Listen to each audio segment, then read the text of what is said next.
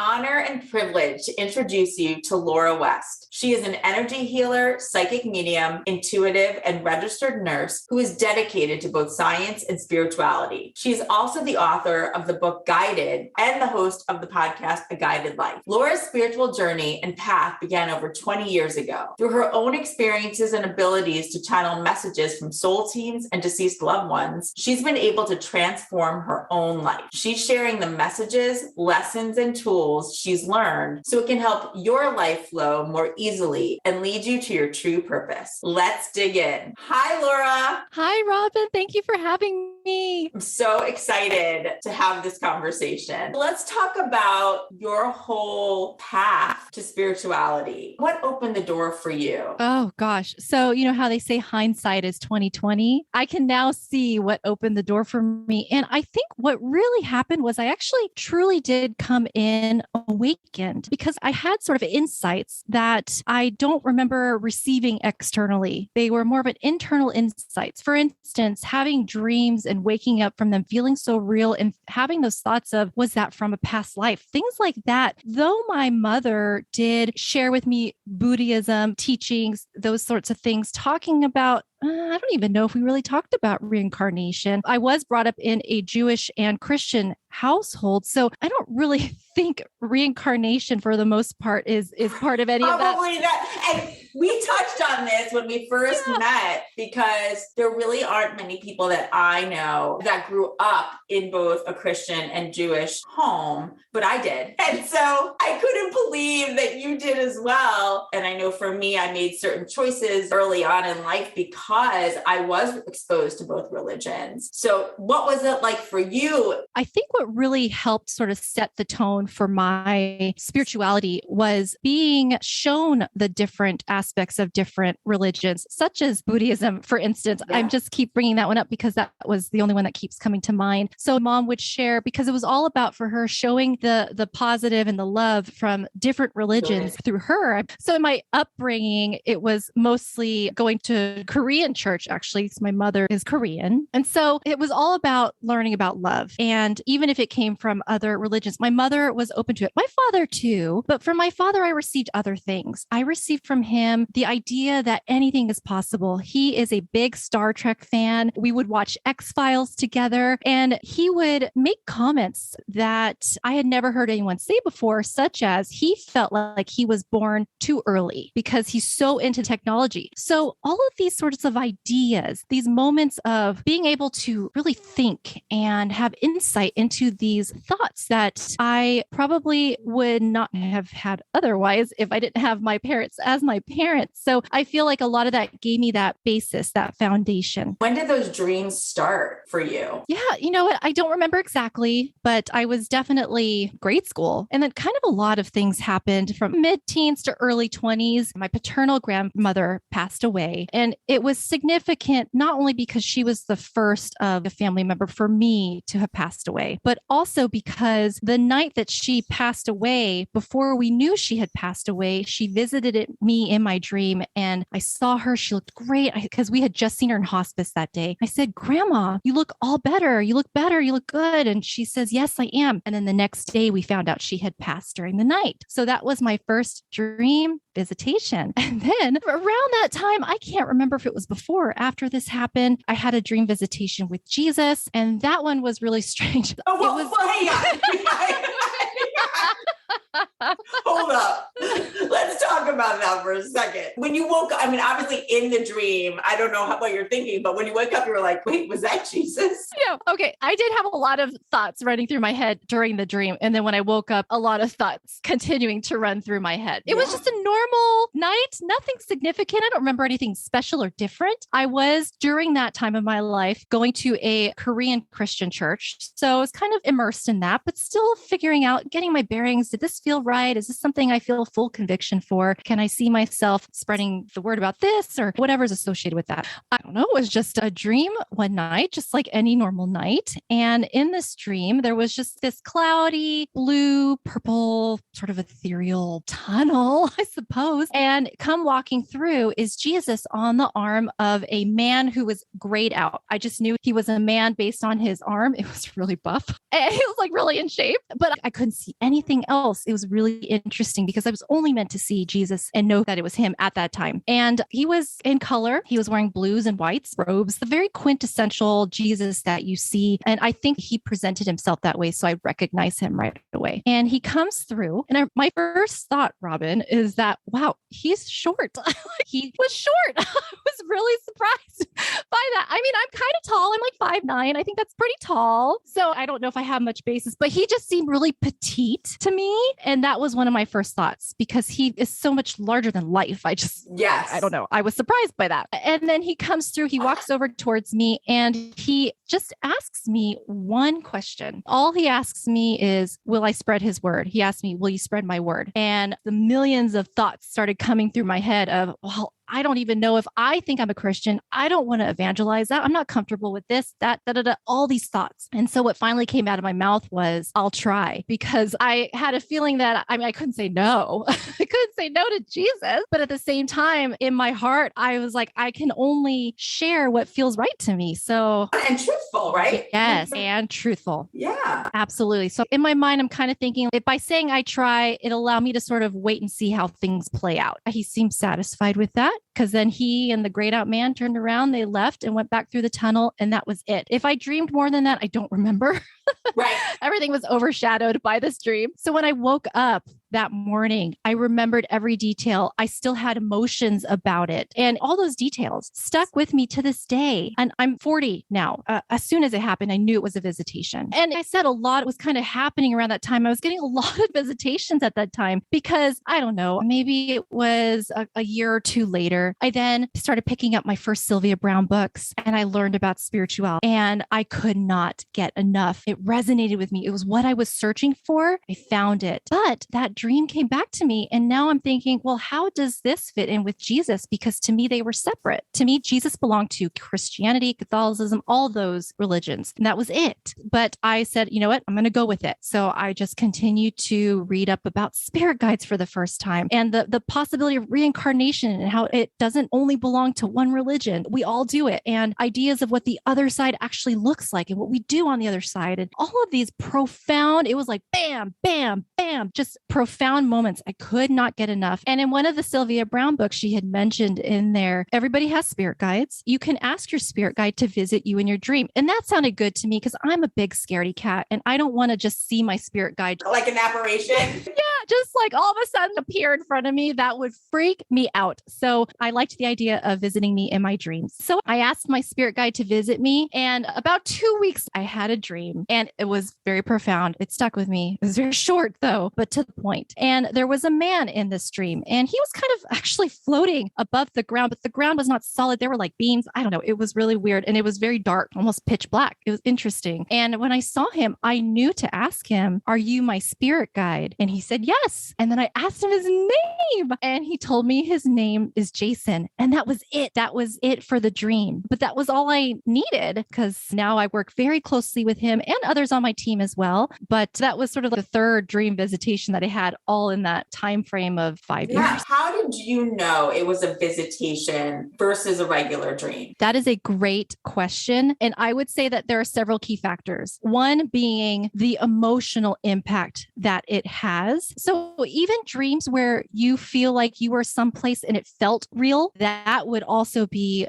not so much a visitation from somebody, but a real experience, whether you astral projected or you had remembrances of a past life, something like that. So things that aren't just sort of processing the everyday, whatever dreams are, but when they have an emotional component to it. And then also just the ability to recall the details years down the road helps to differentiate the two. That's really helpful. And when you went to sleep those evenings, did you ever set an intention, not necessarily to have a visitation, but to remember your dream? Because I know for me, if I don't set an intention, I don't usually remember my dreams. That is a great question. The Jesus dream threw me for a loop. I wasn't expecting it. So no. With the dream with my grandmother, again, no, because I wasn't expecting it. The dream with my spirit guide, to be honest, I can't remember if that was part of the intention of wanting to meet your guide was then to remember your dream. I don't remember that detail. It could have been, but it didn't stick out enough to me to think like, oh, that was the component. That was the I part think that that's really guaranteed. helpful for people to know, just because I feel like, having had several visitations myself in life, they are, for me, usually not planned. I wasn't setting any sort of intention,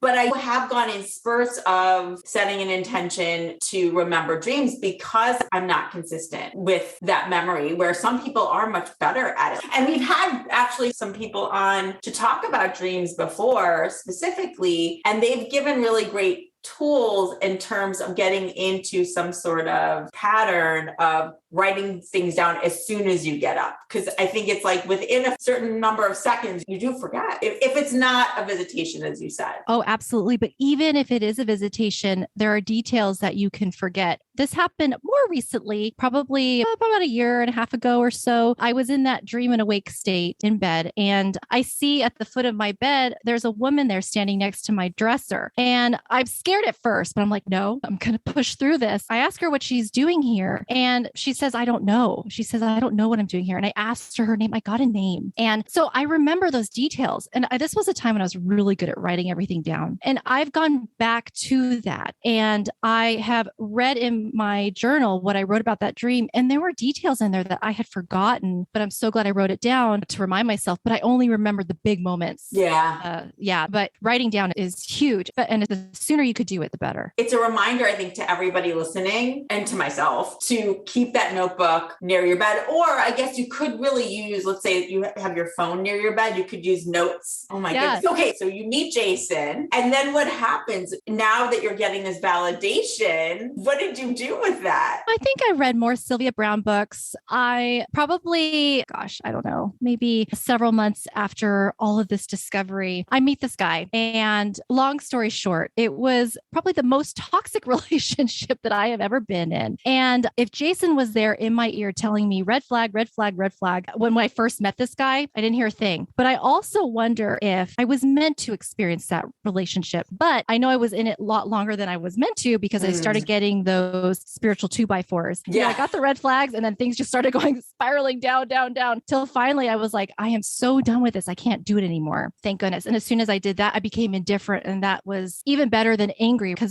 there's no more emotion there. And then after that, I was in nursing school at the time of that relationship. And then I got my first job, and then I met my now husband. We did the whole thing. We got married, bought a house, had kids. So very grounded, sort of setting myself up in life. And in doing so, I wanted to sort of follow the more Christian thing, because my husband's Christian, and I wanted to give my children something that they could grow up with. We found a really great non-denominational church, and it was all about love. And I loved that, because I will say the Korean church that I went to before was very much that if you don't believe in Jesus, you're going to hell. And it scared me for my father's sake.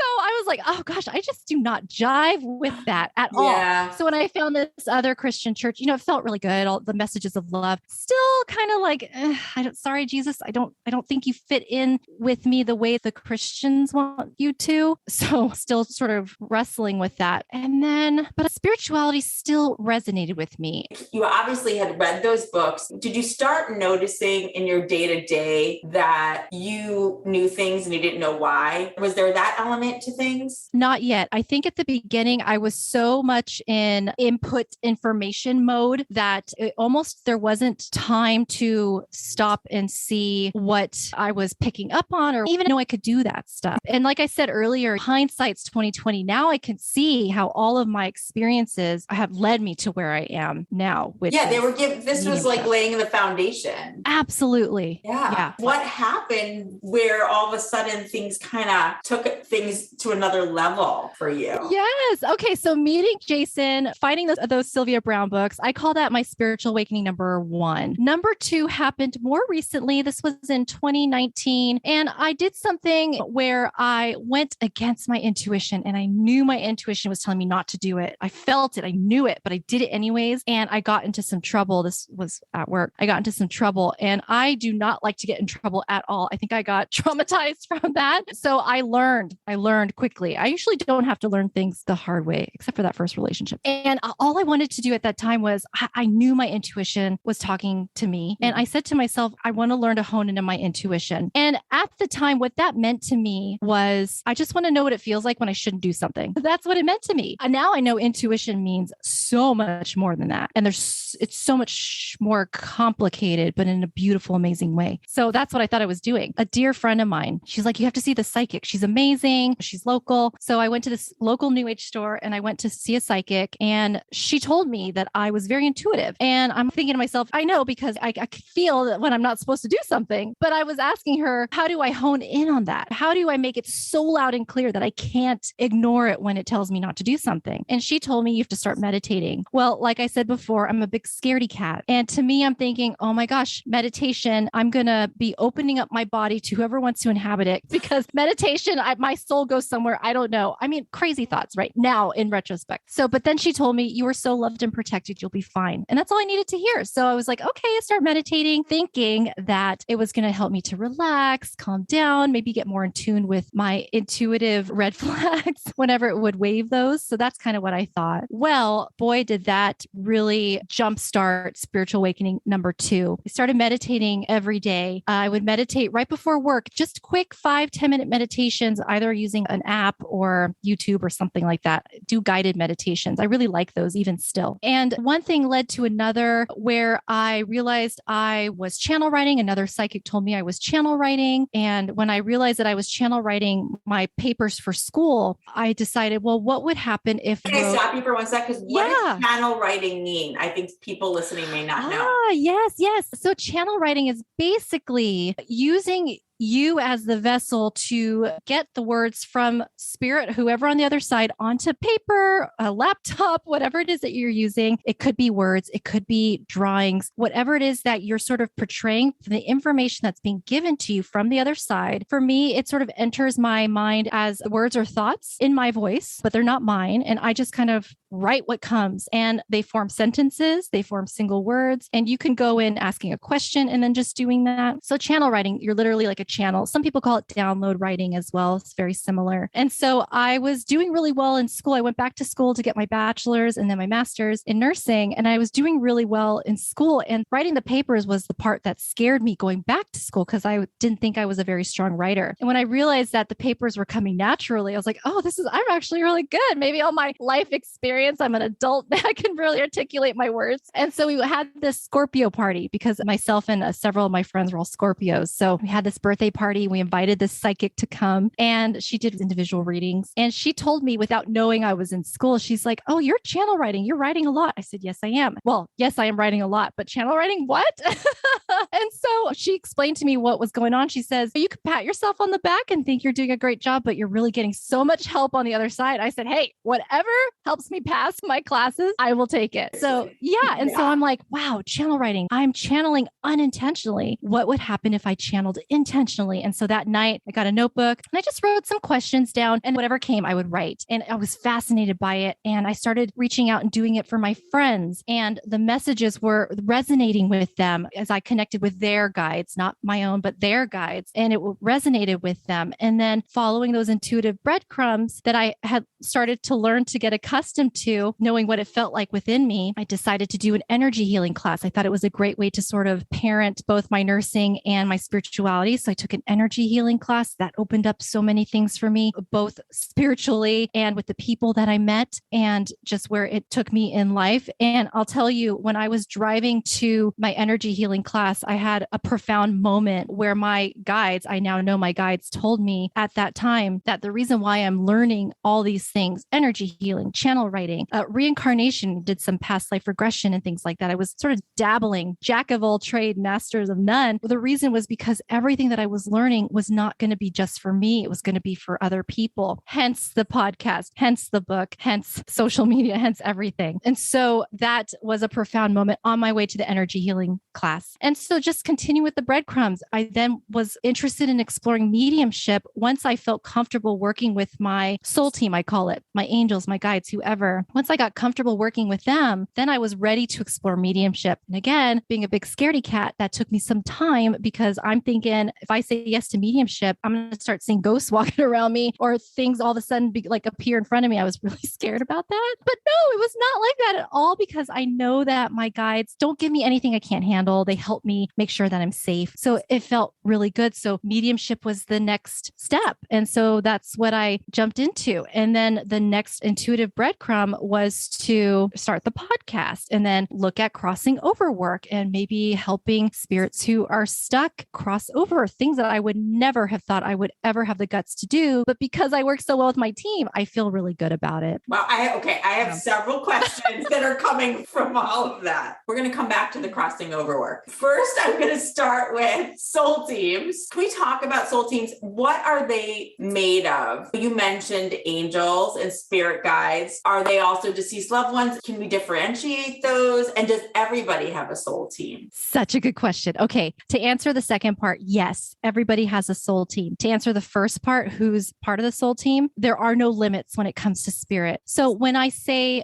things like spirit guides, angels, that's just as examples, because some people may resonate better with working with Jesus or working with Buddha, or because they would be considered ascended masters. So they are part of teams as well. Some people have mystical creatures like dragons and fairies and mermaids, extraterrestrial beings, celestial beings. It's just so limitless. So what I tell people is if they feel like past loved ones as well, even ancestors, if you feel like your mother who has passed is helping you every step of the way, then she is. You have to honor that feeling within you and know that what you're feeling is right. So it's whatever you feel is happening for you. And to be honest, we give them those labels for us. We do it because in human form, it helps us to be able to identify with them, to relate to them, to build a relationship with them, giving them a name, giving them a gender, giving them some sort of identification. But it really doesn't matter to them. They're happy to go with along whatever we want. But know that everyone has a soul team. Who makes up your soul team could be any number of entities on the other side. But the main thing to remember about every single one of them is how much they love you unconditionally, are there to support you and guide you no matter what they look like or how they appear to you. And would you say that your team changes during your lifetime? Do different members of the team come and go or play different roles? Yes, absolutely. Absolutely. From what I've learned and from what I've picked up on for my own self is I will have certain guides that come and go depending on what it is that I need. And the need could be physical. It could be, okay, I'm attending school. I've got a guide for school. Or it could be emotional. I'm going to enter a hardship. I've got a guide who's going to give me the strength to get through that. And I know for myself that I've had guides come and go. And it just sort of depends on the situation. But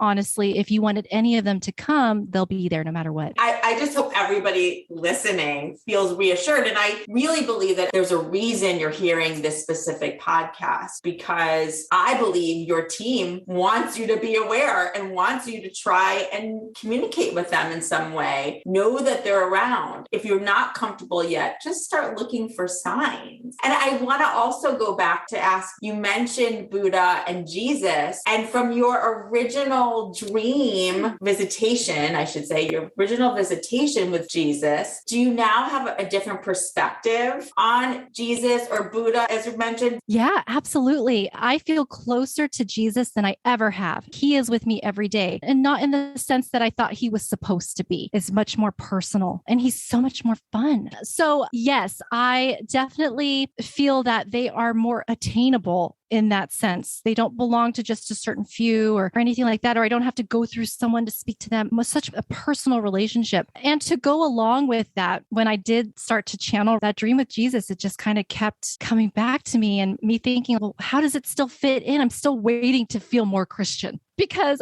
of that dream and that promise that I made to him all those years ago. And so I was like, I'm going to try channeling Jesus. I'm going to channel Jesus. Why not? He's an entity on the other side. I've channeled archangels. I've channeled guides. Why not? And so I did. And he came through. And I will tell you that what he told me was the word that I meant to spread is the word of love. That's it. And I said, oh, I could do that. That I can do. Oh, I have the chills when you said Isn't that wonderful? And he told me who the man was. The man was it? Yes. Oh, maybe my guide, because my guide's male or an angel. Right. He said it was God. Mind blown. I had to put my pen down when I wrote that because that thought, I'm getting chills right now. That thought not once crossed my mind. Because one, I'm like, well, why would he not make himself known? Why was he so, I hate to say it, but he seems so insignificant in that visitation. He was just an arm. So that never crossed my mind. And then also to think like, well, why would he come in that human form? I was going to say, why show in that, Yes. in that form? Because they can come through in any form. Exactly. And I really think it's because I was meant to later find out and sort of wonder and interpret who that was. And I will say that I've had another dream since then, rather recently, with God again. And God came to me as a woman. Yeah, I was just going to say, everybody who's listening right now, when we talk about this, and there's two things really, it's knowing that when we talk about whether it's God or Jesus or Buddha or a certain archangel, and you wonder how they could come to you specifically, or how do they come to multiple people seemingly at once? And it's because they're energy. And energy doesn't necessarily need to take a form. But we in this human world, that's how we can process things for the most part, or many of us, because we've been raised that way. And so in your case, taking the form initially as a man that was kind of grayed out, or now as a woman, you can be open to that. And it's what you needed. I'm interpreting this, but it's what you needed to see now. I'm just trying to help others understand why. How does that happen? Yeah, it reminded me a lot of that movie, The Shack. I don't know if you've seen that movie.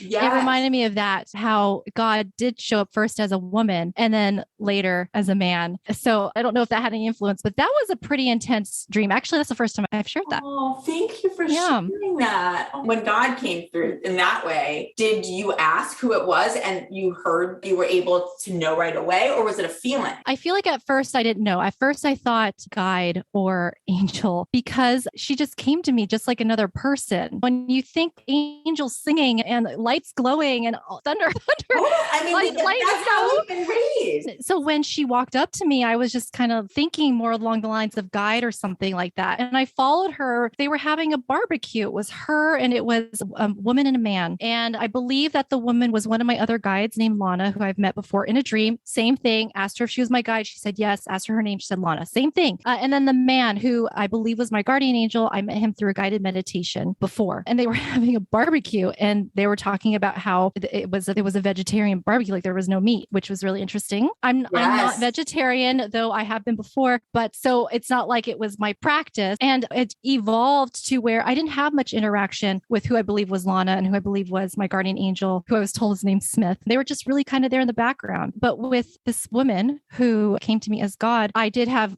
more interaction with her. And in fact, at one point, she was looking in the closet doing something. And I was having this discussion with her about being fearful of putting myself out there more and the naysayers and things like that. And what she said to me, and maybe others will resonate with this, what she said to me was, worrying about that is going backwards. So not to worry about that. You got to look forward. And that's what I needed to hear to be all right. I felt really good about that. Yeah. Oh my goodness. Thank you for sharing. Oh, you're welcome. That is so powerful. If others want to connect with their soul team, what would you suggest? Yes. So there are several ways, and the ways that I tend to share are the ones that have worked for me. So I know they work, but know that it's not limited to that. So asking to meet them in your dreams is a great way. If you wanted to throw in the caveat of that, you'll remember your dreams. Absolutely. Another great way is through a guided meditation. I've met a couple guides through a guided meditation. So that worked really well. The guided meditation, though, that does require you to have some level of trust already. So trusting what comes through, not second guessing that what it was is not who you initially thought. So that does require some work on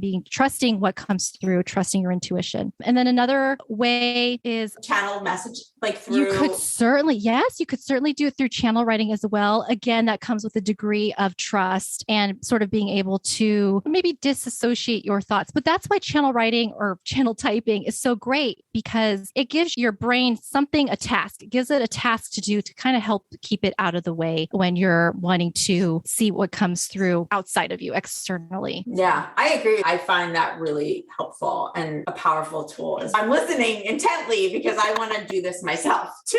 So I'm hoping that others listening, your soul team in general, is trying to get a hold of you so that you pay a bit more attention. And it's another way of you knowing you're never alone. Oh, yeah. Absolutely. That's one of the other messages that they like to share is that we are never alone, not in a creepy way, but in a way that's loving and supportive. And on my website, I do have a free gift that people could download if they wanted to. It's my guide on how to meet your spirit guides. But like you said, Robin, you could use it to meet anyone on your soul team. I love that. So I want to go back to the crossing over. What has that work been like for you? I'm very new to it, but the experiences that I have had have been pretty incredible. And I feel like the more I sit on it, just like when I receive a reading from a psychic, it's almost like the more I sit on it, the more profound it seems to get. So the couple of times that I've done this, the person was able to validate on their end things that they were feeling that would corroborate with what I picked up on. So for instance, most recently, I just did one for a friend. I do it virtually. So I just kind of scan their house in my mind's eye and I have my guide. Jason's right there with me and I make sure that I'm grounded and protected and everything like that. And I do a scan of the house and then whatever comes to me first. And in this particular instance, it was a little girl and she sort of seemed to kind of house herself in between the two bedrooms of my friend's kids' rooms. And she was able to corroborate that and say that it's in the closets because it's the closets, not to make closets more scary, but that's kind of where she hung out. And so she was able to validate and say, one, it's the closets that they're fearful of. And my friend actually was, I think, helping one of her daughters go to sleep and she picked up on something in the closet. So just being able to corroborate those stories is really helpful for me to make sure that I'm on the right track when I'm doing this work. And there's just working very closely with my guide, Jason, with every step. What do I do next? What do I do next? And then he tells me what it is that I need to do to help this person who's stuck to cross over. And I will say that the little girl, she was a little bit scary at first. She looked a little bit like, I felt a little bit like The Grudge, just a little bit. So I was, oh my God, stop it. Oh. I'm serious. Okay. But listen to this. This is the good part. When I got past that, okay, you're a little bit scary, but I got past that. And her grandma was there. Who she had crossed over already. Grandma was there. Grandma helped. I'm getting chills now. Helped to bring her over. I think they had some sort of good relationship. And just when the little girl saw me, she wasn't like standing there creepy looking. She was kind of in fetal position, scared, but she was dark hair, long, dark, straight hair, just dark looking energy because of the low vibing energy she was constantly cycling through. And so by me being there, I had Jason there with me and Jason, what do I do? And he tells me, you just got to surround her in light, just surround her in light and reach your hand out to her. And I did that. And this is all in my mind's eye. And by doing that, one, she was seen. So she felt seen. And two, something about the light, I guess it helped her to get out of that sort of repetitive, low vibing thinking that she was in, whatever kept her stuck there, which I think I later found out why. But once I did that, it was really interesting. The black hair melted away to golden blonde. And she was this vibrant, cute little girl. She looked like from the 70s, but just a vibrant, cute little girl. And she went with grandma and an angel. Lots of angels in this crossing over. She went with grandma and angel. And I asked Jason, did she cross over? He said yes. So she went. Later to find out after I did another scan that there was a gentleman there, I believe was the father. And I think that he had some guilt of not being a good father, kept her stuck. So however that works, we were able to get him crossed over as well. Angels helped with that also and got him crossed over. And I will say my friend did tell me before I even did this, she says, I think the angels were already here because things already feel lighter. Before I even reached out to you to ask you to do this, it was like things were already starting to get set in motion. And then I blasted the crap out of that house like a Patronus with like white light. I'm like, let's get those Dementors out of there, whatever's in there. Wow. I struggle with this a little bit because in my training as a medium, I was told by multiple very, world-renowned, very respectable teachers that there is no evil entities. There's no bad entities, but I can't help follow my intuition here. I want that to be true. I really do. But I can't help but think that there's so much balance in everything. There's good and bad, everything. You know what I mean? Perhaps it is just a lower vibing, lower dimensional. I've experienced that vibration as well. And it does feel really dark. And so I know what you're saying. It's not like we're saying it's evil or something, but it certainly definitely not what I think you and I see probably most of the time. In that case, you knew what you were looking for, something darker, and you were ready and you're protected. But I think your point too of where there is light, there is dark. I mean, why would that be the only thing that doesn't fall under that sort of universal law? So I don't know. I kind of struggle with that, but I protect myself regardless. That is so brave, I have to say. I think that is so brave. I want to point out too how when you look back, all of this work that you're doing now has really come in these recent years, and how quickly, once you opened yourself up, you had this foundation, and look what you're doing. And I think it's that trusting of both yourself and your soul team, and specifically your guide, Jason, and angels. You have such trust in all of that you're able to do such spectacular work, whether it is helping somebody remove entities from their home or their being, or connecting them to a deceased loved one or to their soul team. That's such life-changing work. And I'm just so grateful, and thank you for doing it, and thank you for trusting. And I just want people listening to understand that once you have this opening, it's all divine timing. Because as you said, you totally had this inkling for decades, but it wasn't really until now that it all came to fruition in these last few years. Yeah. And I think that's a really important point that you bring up. I do have a lot of trust with my guides, with my teams, but it took years. And so the reality is that it does take time, and you have to be willing to nurture that relationship. I always compare it to everyone's doing these DNA tests, and you find out that you have a long lost half sister. You're not going to all of a sudden connect with them and everything's peachy keen and you guys love each other instantly and get along and everything's great. It takes time to build that relationship. Just like when you first meet your spirit guide, it takes time to build that relationship, but they're so patient with you, and the love is so unconditional that they will wait for you, and they'll wait till you're ready. That's such a good analogy. And talking about universal messages, you mentioned love as one of them. Are there certain specific messages that you hear that you can share with everyone listening? Yes,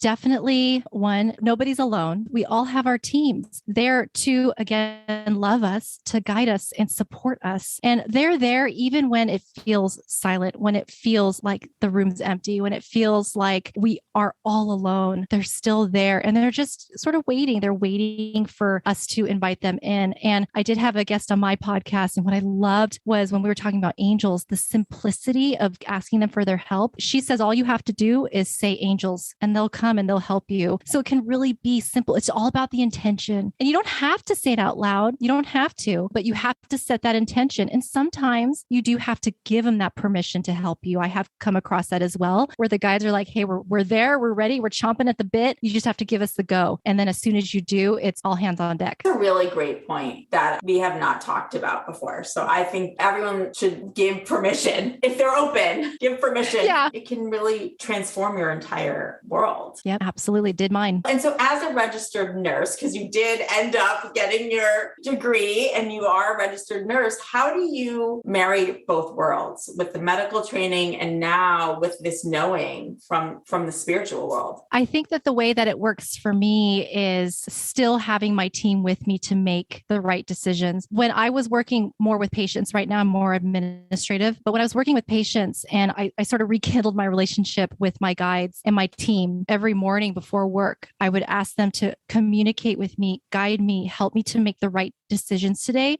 Say the right things, do the right steps. And I will say, I was able to see it work. We had one instance, a woman, she just collapsed in the clinic. I mean, it's just like a clinic. Like you go to the doctor, you get a pap smear or something. It's just like a clinic, but she collapsed for whatever reason. And I just knew what to do. And so I really credit the help of my team. I mean, yes, my training as well, but that doesn't happen very often. People walk in and out. They're in to see the doctor and then they leave. I'm not in an ER where I'm used to having to do the CPR and everything like that. So at this time when I was able to get it done and know what to do, it felt really good. And I really do give a lot of credit to being guided because I asked for that and I allowed it. Other things too, like where I use them probably more behind the scenes and also having a better understanding that everybody's here on a journey. Everybody has their own personal story, the reasons why they're here. Everyone's really doing the best that they can. And just knowing that because it's all about love and how our guides love us so much and being able to be witness to that and be the voice for that when I do readings for other people. I can't help but infuse it in my everyday and infuse it in my thoughts. And so towards other people, I have much more compassion, I believe, much more empathy and sympathy, not in a way where if they're having a bad day, it affects me. I'm able to, I think nursing helps me with that, to be able to sort of separate myself from that so that I can think clearly. But just having compassion for people. Sometimes we'll be driving down the road and I'll just look at all the different cars and think of the people driving those cars. And I get this overwhelming sense of love for every single one of them. And I don't know who they are. I don't even see their faces, but I have this love that we're here, you, Robin, me, everyone else in this world, we're here to experience life, expand our souls, whether or not we realize it, and to do good. And for the vast majority of us, we do it out of love, and we search for love.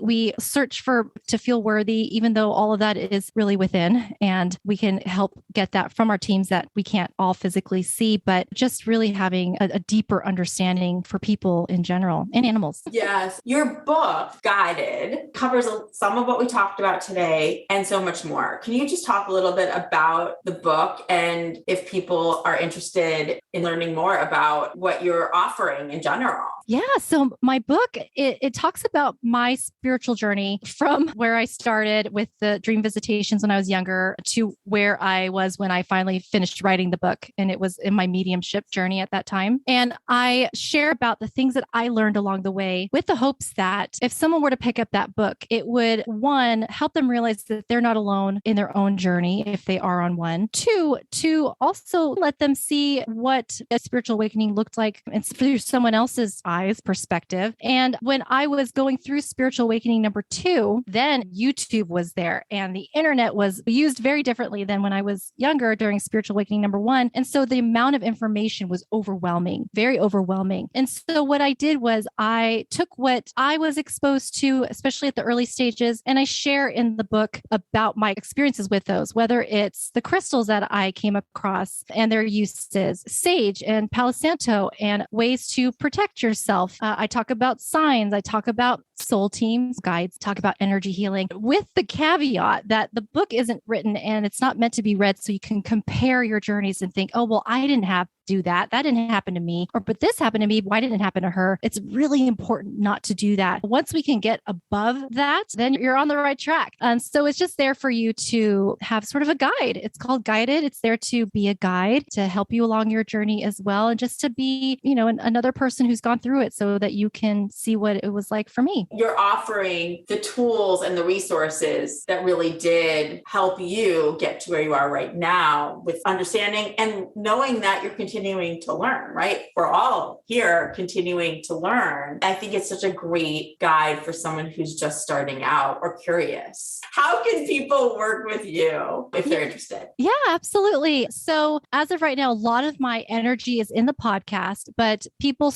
do still reach out if they want a reading or an energy healing and a reading. So I do offer those. So if that's the case, people will reach out to me on Messenger or email, and I'll send them a link to schedule that. So that's how I do it right now. And on my website, which is laurawest.net, there are links to schedule there or email me as well. Wonderful. And we will be providing all of the links to everywhere you can find Laura in our show notes. You can find everything about Laura at the link TRLINKTR.ee/guidedwest. And we will have that link in our show notes, along with links for Laura's book, her podcast, A Guided Life, and her Facebook page and Instagram as well. There's so many ways to get in touch with Laura and to check out her podcast and really take a look at her book. And I'm so grateful that we had this time. Thank you for sharing your journey and all the wisdom that you've gained along the way, and for being so authentic and open. Thank you for the support. I think that there's a level of energy that you just give out that feels really solid. And so thank you.